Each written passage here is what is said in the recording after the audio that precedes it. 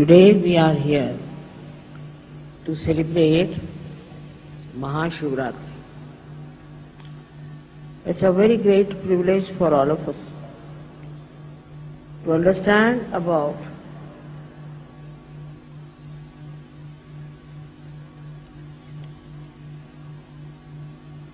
Shri Mahadeva.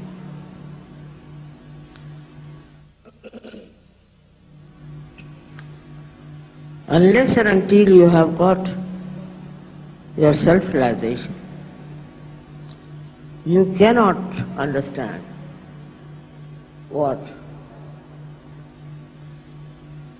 is the great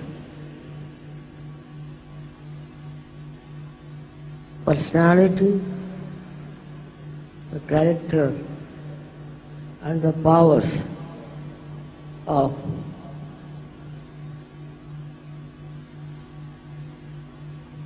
Shri Mahadeva.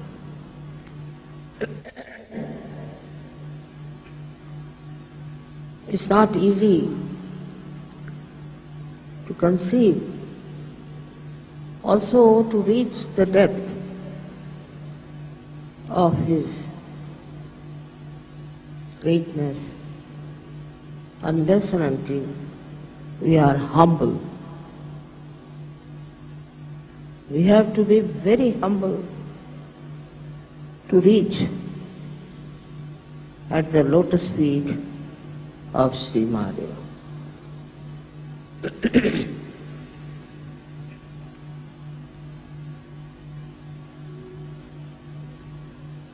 As you have seen that one has to cross even the Sahasrara to be at the lotus feet of this great personality.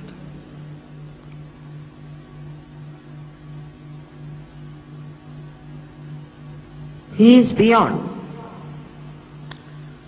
our conception, but he resides in our hearts as the Spirit and is reflected very well when you get your realization. But still, one has to understand the powers of Shri Mahadeva, which is not very easy to describe about this great God in little words.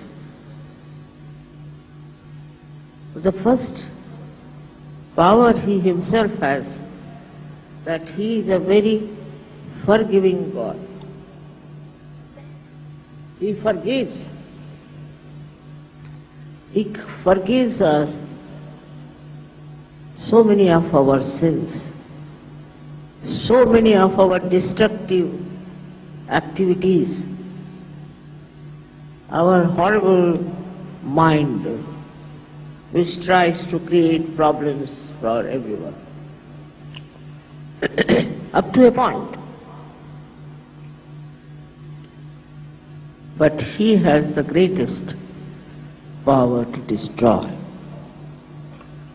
His destruction comes so suddenly because he rules all the elements. All the elements he rules. He rules the Mother Earth and he rules all other elements.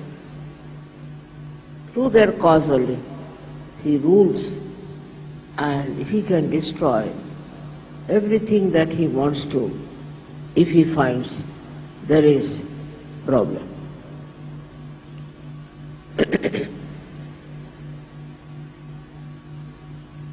I have to tell you that earthquakes are managed by him, not by me.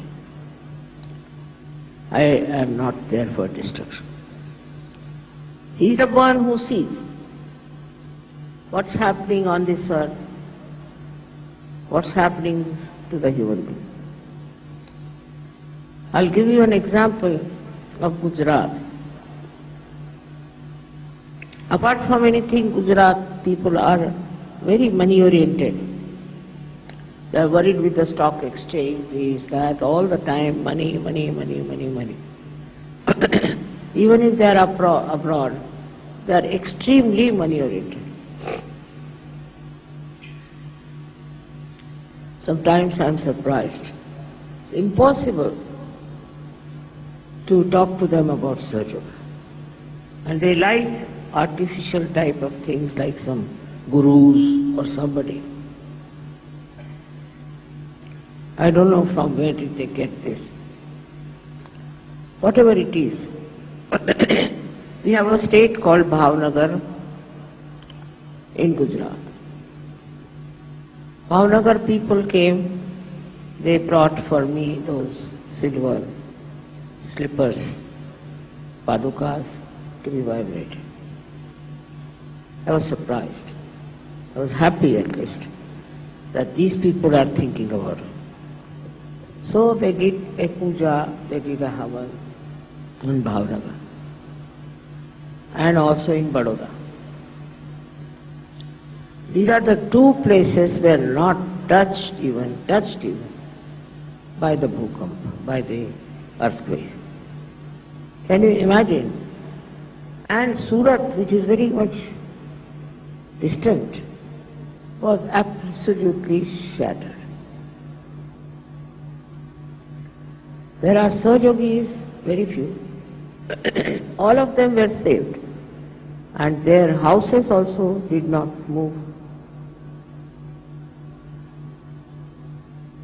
This is between the protection of your mother and the wrath of God Almighty. One has to understand this very well, that He has powers over all the elements. I went to France,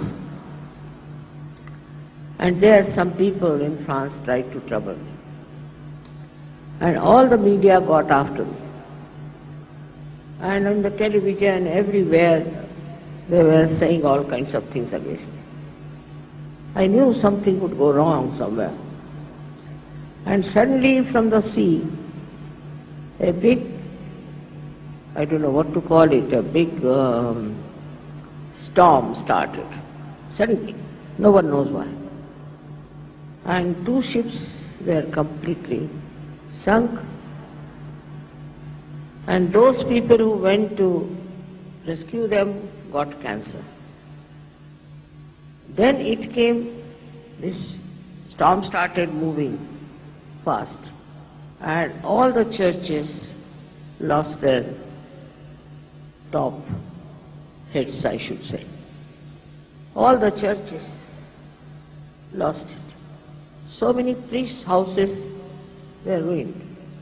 And it travelled and came up to the place where I had purchased a very big castle. Just stopped at the brink of it. Now, it's not my doing, I must tell you. But this is what He does. Though He is very forgiving, He is extremely kind, He is blissful, but you should be aware of His powers. All those powers are used to protect my work, I should say. It goes too far. And it is to show to people that they shouldn't obstruct the work of spirituality.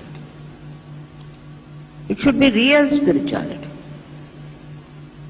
It should not be somebody like a false guru coming up and showing some magic or talking something about some far-fetched things. But the real spirituality, if you have, the protection will be always there, and Shiva will be very blissful. He is extremely blissful. And what does He give you is even more beautiful than you could think of. He is extremely forgiving. I should say he is the source of forgiveness. If you have forgiveness in your heart, he resides in your heart. Otherwise, gradually you start developing very difficult type of diseases. Say, if you are forgiving, your heart runs very fast. No one can touch your heart. You cannot get heart attacks.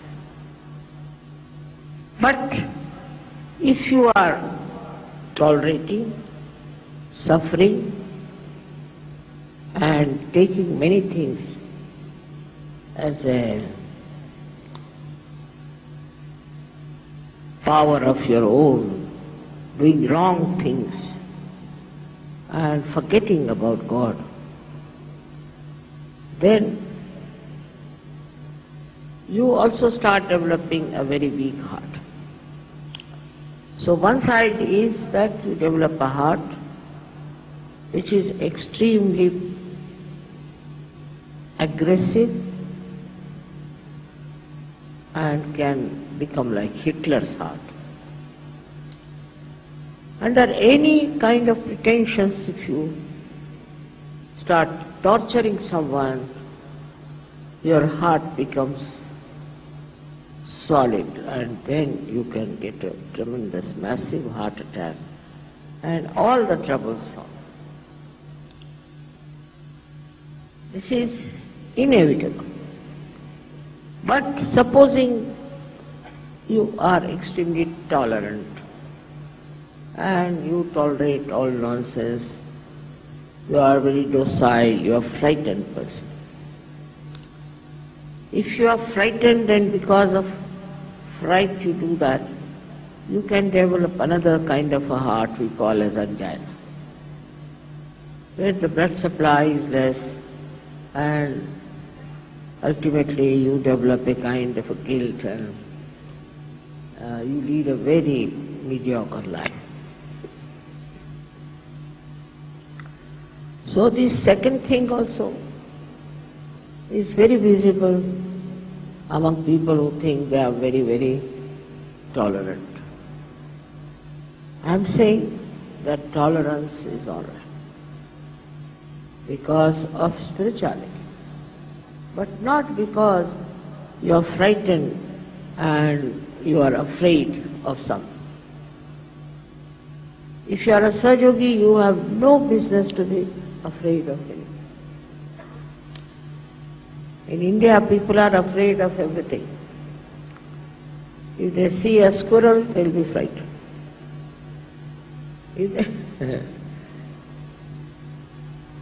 If they see a lizard, finished. I mean, they are afraid of anything. And the ladies of India are so afraid of even cockroaches. This kind of temperament is absolutely stupid, because that makes you a kind of a person who is prone to angina. What is there to be afraid of? If you are a Sahaja Yogi and Sahaja Yogini, you are not to be afraid of anything. They are afraid of rats, all kinds of nonsense, and they boast of it. And they talk about it. Here the heart is becoming weak and weak and weak. Also, I must say, the Indian men are responsible for that, because they treat their women as if they are appendages or some sort of a liability. I don't know what they think that. Their behavior is so bad, unbelievable. Especially in the North India, I have seen women have no position. The woman is brought in the house, kept in the house, just like a maid servant. She has to cover her face all the time. She doesn't have to go out anywhere without permission. It's terrible. Some people say it is the Muslim influence or whatever it is. But when you believe in eternal life, in spiritual life, you should not be governed by any such nonsensical atrocities. And that's why I feel that you really need the emancipation of women in India. They are very good, they are very tolerant, they are very sweet, but they develop all the bad diseases, all the mental diseases, because they don't know their own value, they don't know their own self-respect. And on this I have already spoken at length. Why should men behave like that? I think in our country we have at least 70% are women. And the 70% people's energy is wasted in the North India. I don't know what they think of themselves. And then they are punished. All such countries can never prosper because women are the Lakshmis. But they have to be Lakshmis also. They have to behave like Lakshmis. But some of them come up like this that you are shocked. How can they be women? They look like devils. So it's such an imbalance in the society, which is punished again by Shri Mataji. He is very kind and he looks after the people who are suffering.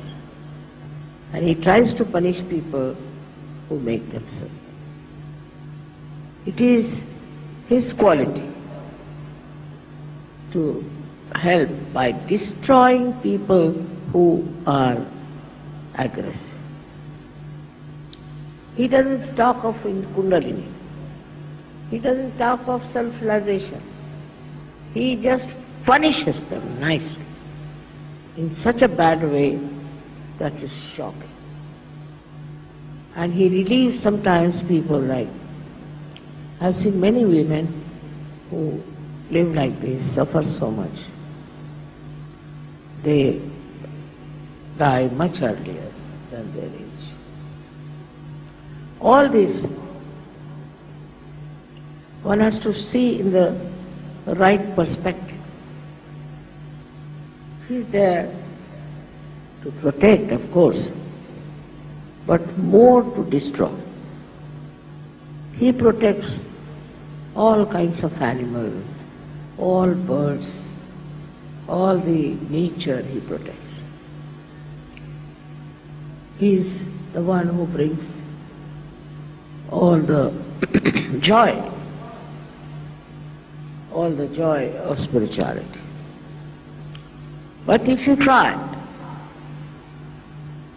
to become aggressive, then he is the one who will destroy. Sometimes he gives more long rope to have a hand. And so people think we are all right, they satisfy themselves. On the contrary, in the West I find the women are ruling the men more than the men. Very surprising. I don't know how they have handled the situation. But they are ruling all the time. And the men have to be under their thumb. I don't know how they have managed it. But they do it. They are not humble. They don't love. And they will go on divorcing their husbands all the time. They do not love. They don't know what is love is. But also, I've seen men don't understand what love is in India. They don't know how to love their wives, which is a life partner. how to respect. They don't understand. Then comes a great wrath. And this wrath works in so many ways in creating horrible diseases and in creating problems and problems for such men.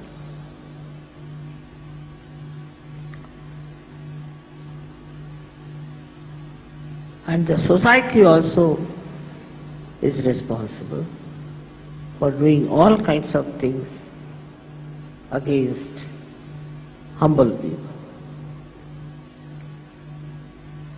Both ways one has to understand that if you are aggressive, you are under the third eye of Shri Mataji. In any way. If you are aggressive, say with your servants. If you are aggressive with your subordinates. If you are aggressive with your children. There is this wrathful God watching, and one can get under the spell of his destruction. But he gives us the great heights of Himalaya. He makes human beings extremely beautiful, very noble. And he wants that people should love each other. There should be pure love among human beings.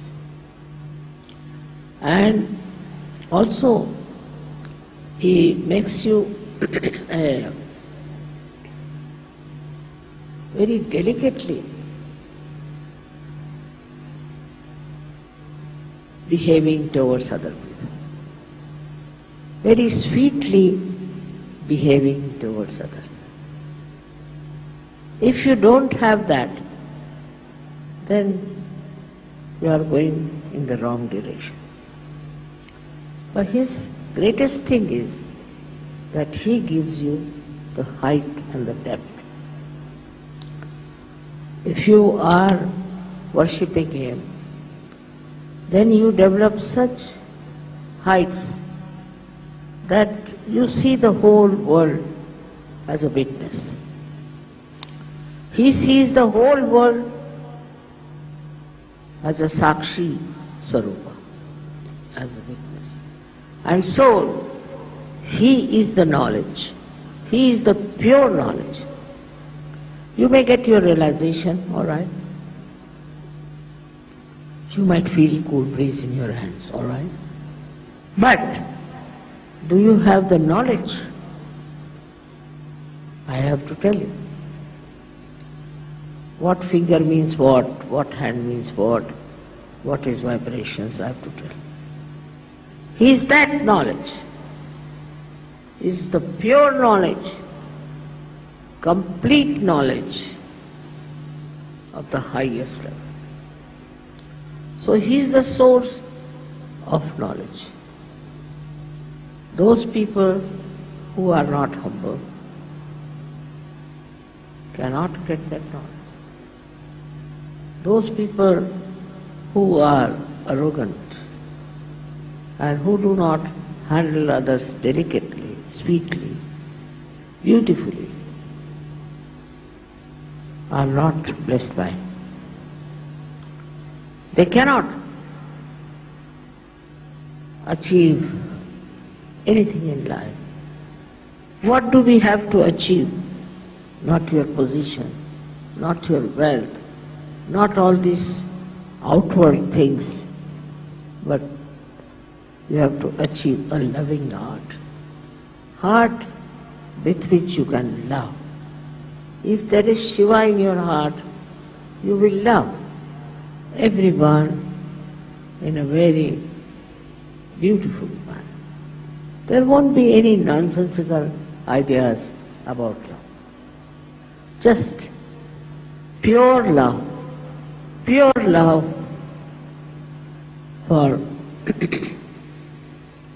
all the people.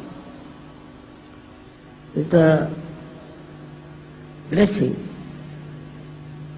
Then all your harshness goes away. For example, if you have a little power,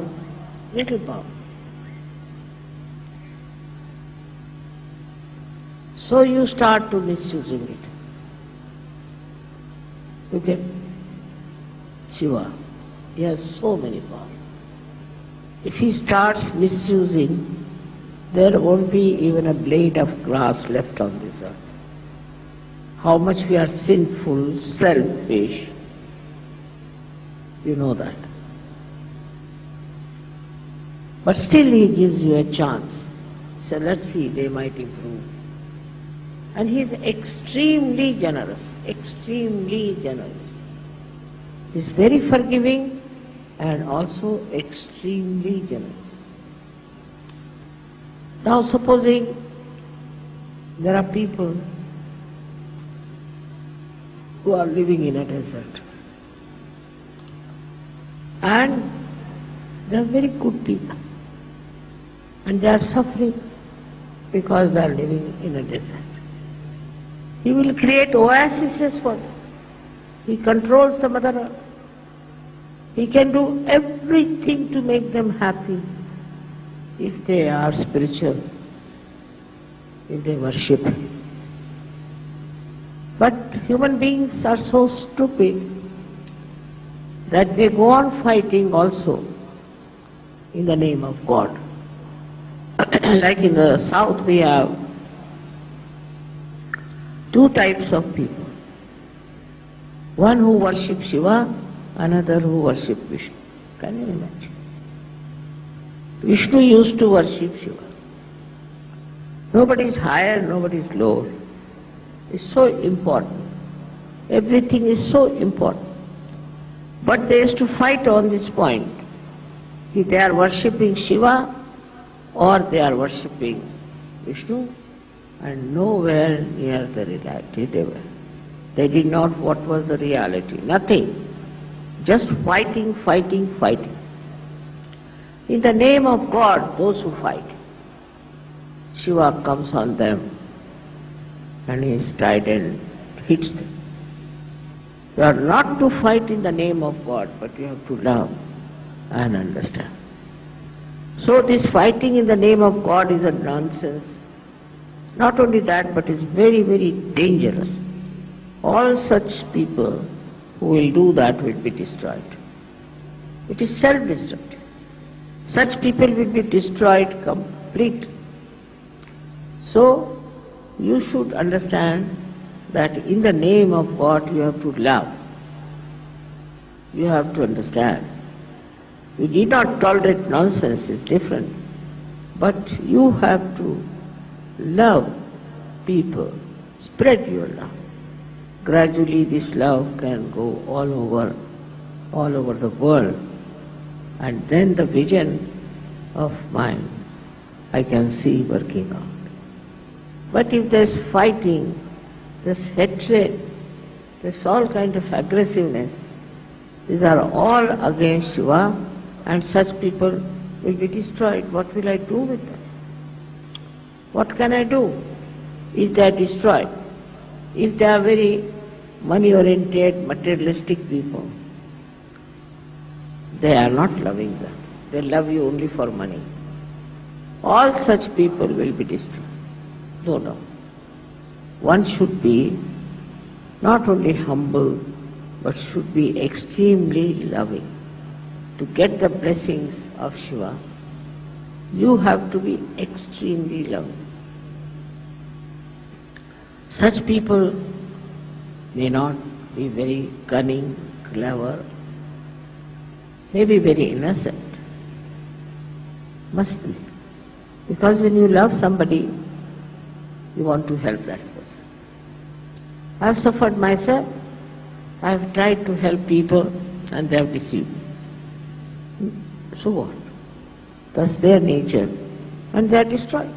What can I do? I didn't ask them that you deceive me, but they deceived me. I don't know why. And I have been very kind and nice, still they deceive me. So then the destruction follows. What can I do about it? I don't want anybody to be destroyed. I love this creation of mine, and I don't have any way of protection them if they are destructive. Because there's another great power who can destroy them. This is absolutely, the mind is a helpless condition sometimes I feel. And I don't know how to express, but one has to understand as Sahaja Yogis that with Shiva's love and his blessings, you can become extremely loving, extremely generous, very, very sweet and innocent like children. You have to be innocent. There's no need to be very clever and cunning. And you'll be amazed how your innocence will be protected. If you are innocent, you don't have to worry. There's a power, there's the third eye of Shiva, who's looking after you. Wherever you are going, he is with you. That doesn't mean that you become stupid. Doesn't mean that you are not practical. All that is taken over, all the practical side, by the power of Shiva. His guidance, his love, his kindness, you can see at every step of life. But first of all, watch your steps. Are you aggressive? Are you troublesome? Do you say harsh things to others?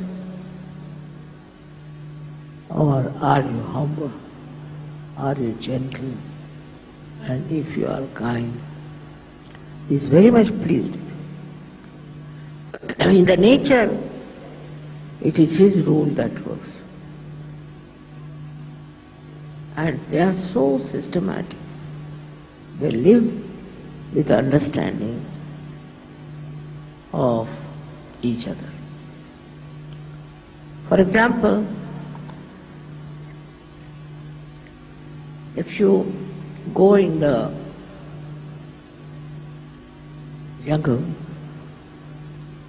and it is absolutely quiet, don't hear even the birds twittering, then you should know there's a tiger sitting somewhere. Because he's the king. They know they have to obey, and when the king is there, his protocol is there. They know automatically what is the protocol of the king. Nobody would be even moving if he's there. He sits in his majesty. Then in 1 week or maybe by 15 days, he'll kill one animal. He has to eat. Kills one animal, then he and his family, they eat first. He waits for some time, of course, for the blood to ooze out. Then the whole family comes and eats. Then he leaves the body there.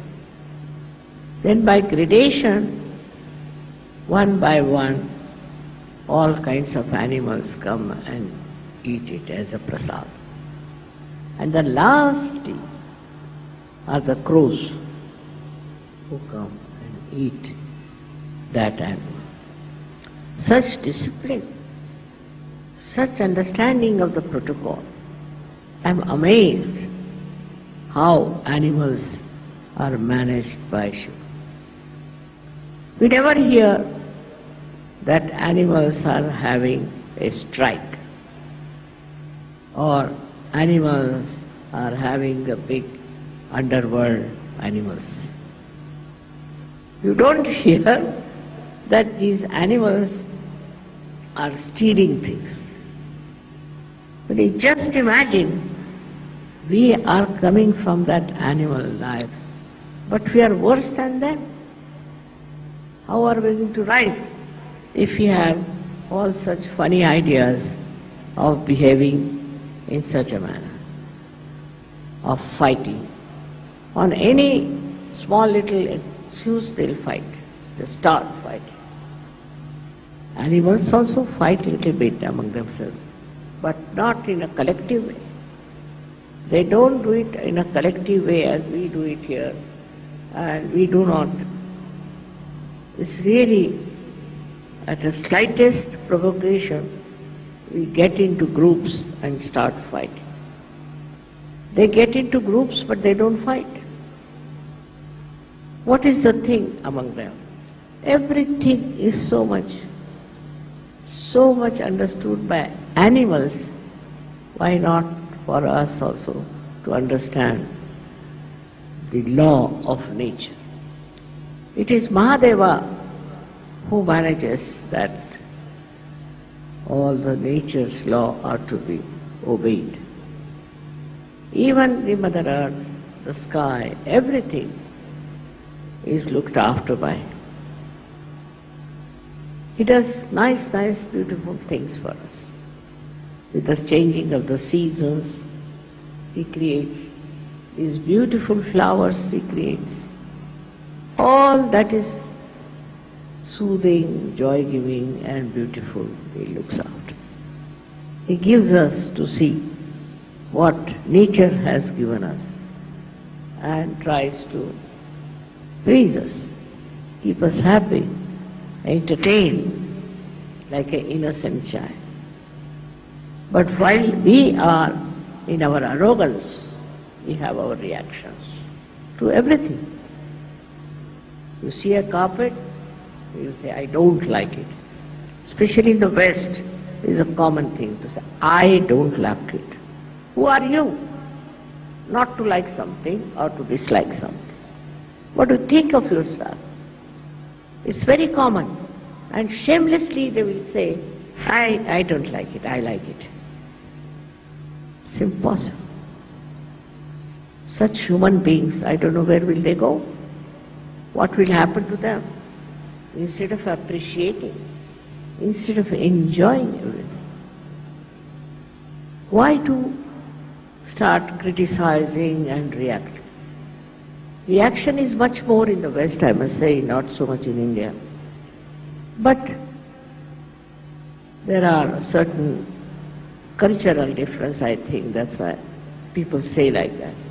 Here, if somebody says like that, people will think that person is mad or something wrong with him, the way he talks.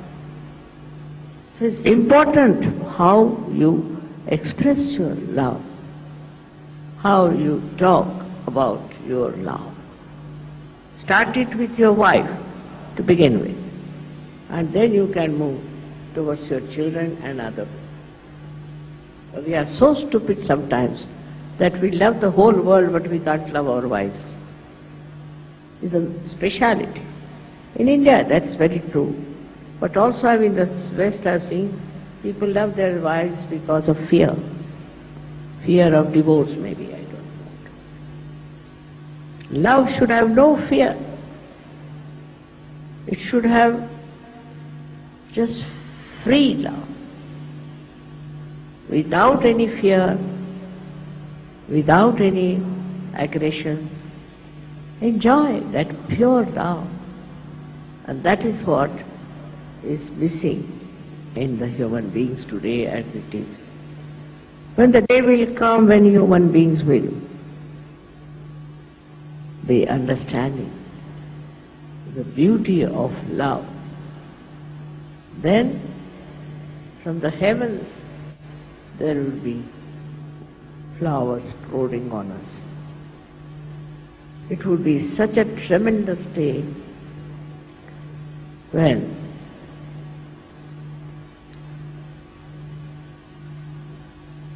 Mahadeva will be able to close his third eye and would be peaceful in his heart. It's my vision. It's the future for you to see how peacefully you can talk to them, how sweetly you can love others, how much you can give to others. For example, they have to give something, they will go in the market and buy the cheapest, the rottenest thing for giving. That's not the way. You must buy it small or big, whatever it is, out of love. That should talk about your love, tell about your love, and not about your money, what you are spending. It's very common nowadays, even in India, that people try to show how much they are worth, what they wear, how they dress up. For what? For what? I've known such people, very many. When they die, there are not even 4 people available to carry their dead body. When they leave, they think no one of themselves. That time, you should see how many people there are to love that person, to care for that person.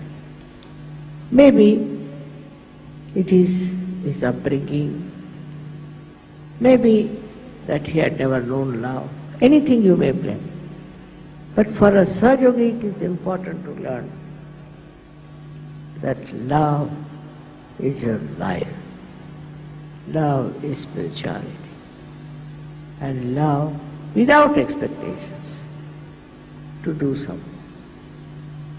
Some people are, I know, very good at helping poor people, this, that. But behind that is the power that they do. They think, oh, we are great, we are doing this work, that work, just to satisfy their power, not their love. So when you are working,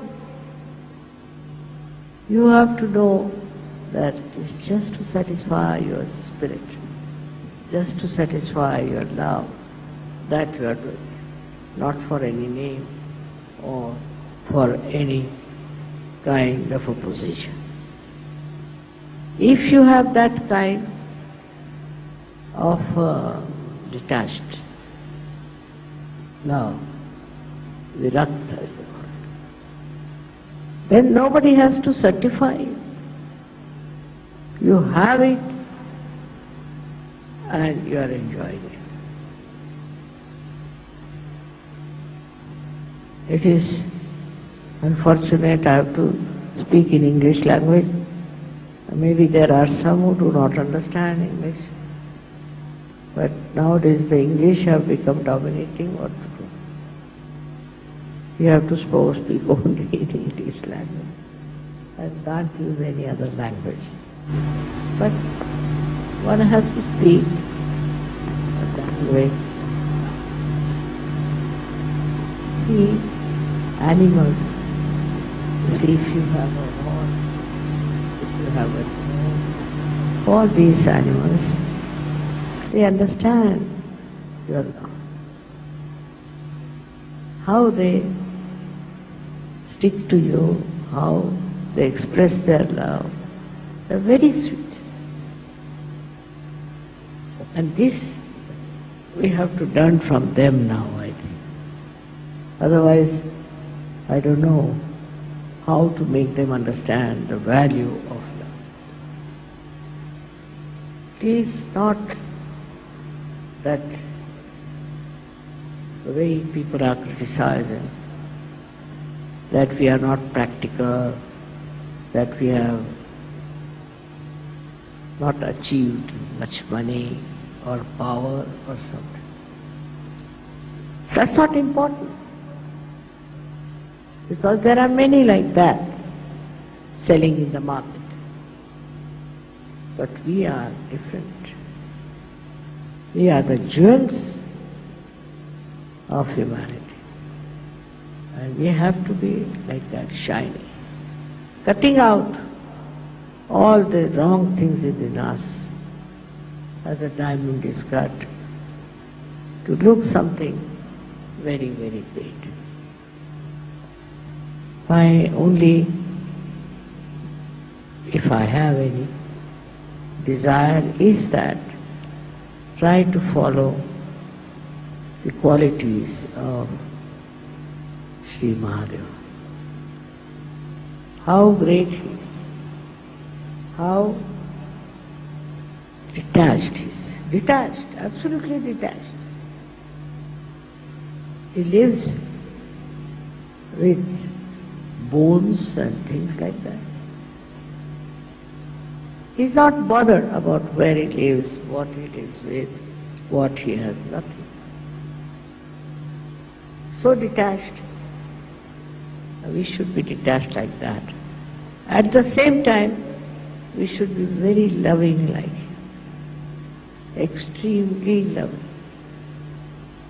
How his heart is full of love for us. How he looks after us. I'm warning you because I know you all love me very much.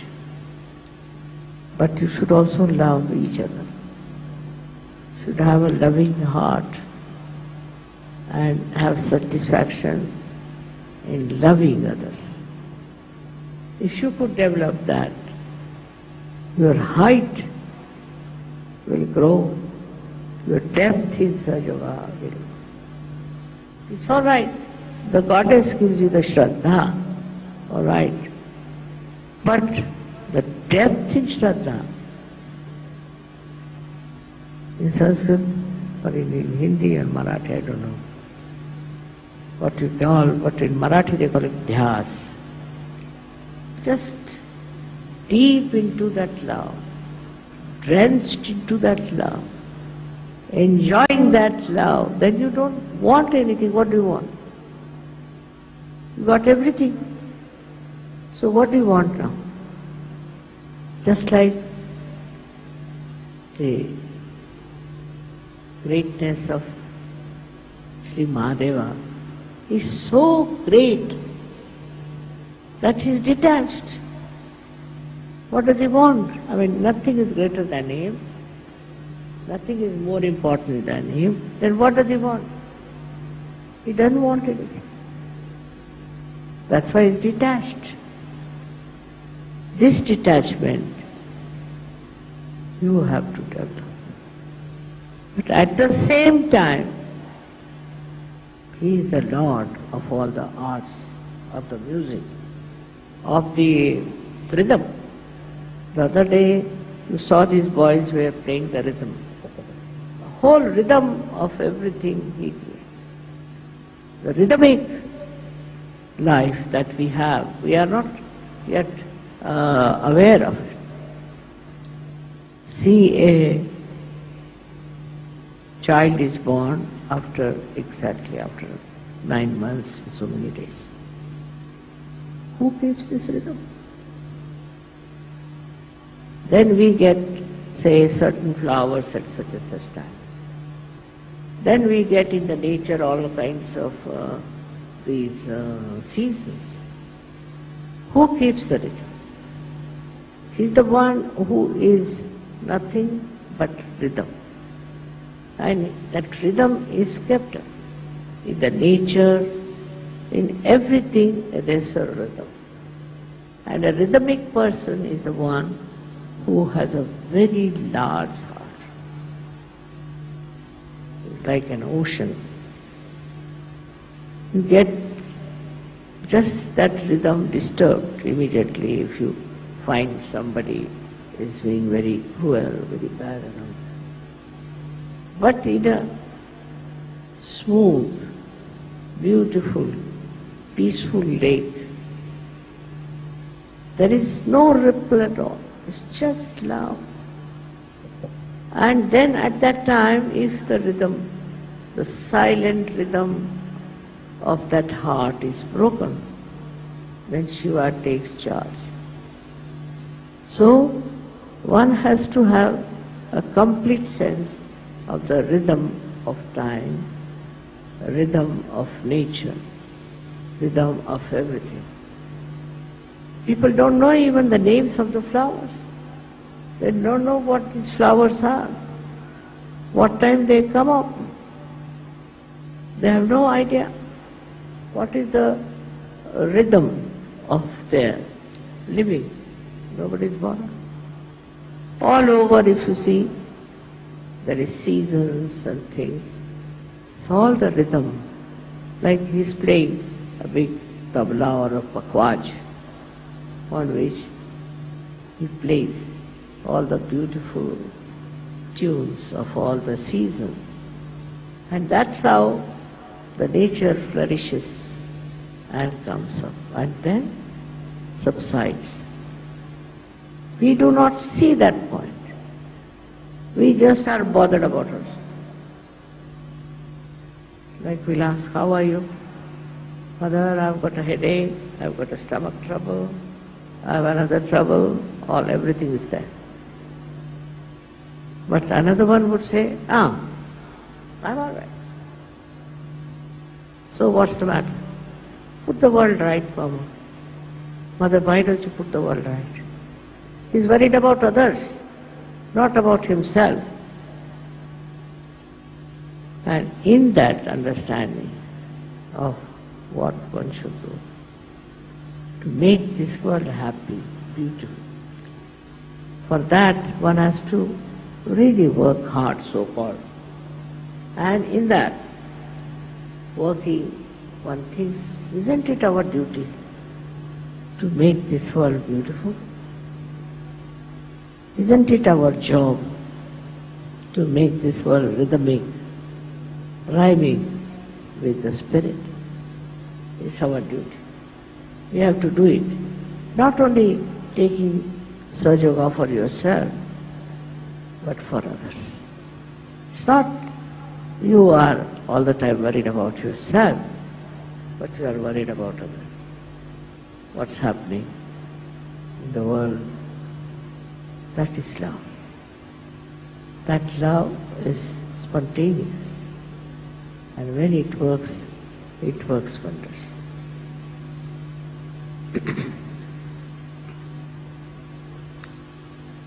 So this is a beautiful evening where we are worshipping such a great source of our ascent. And I hope you people will understand how far are you with that force, how much are you drenched in that force, in that rhythm of Shiva, who in his rhythmic way gives you vibrations. Vibrations flow in a wavy way, and that wave should engulf you completely, and you should be lost in that. Your I-ness should be dissolved in that. This is I bless you. Thank you.